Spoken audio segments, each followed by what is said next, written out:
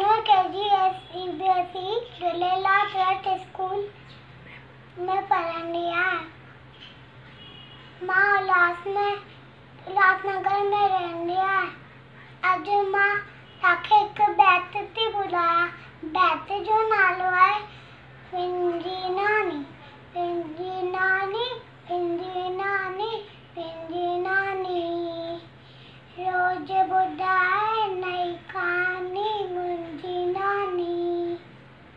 मुंहिंजी नानी गजी रानी मुंहिंजी नानी, रोज ॿुधाए नई कहानी मुंहिंजी नानी।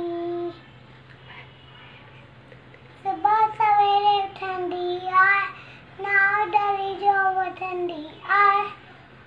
सभिनि में प्यारी पिंजी नानी।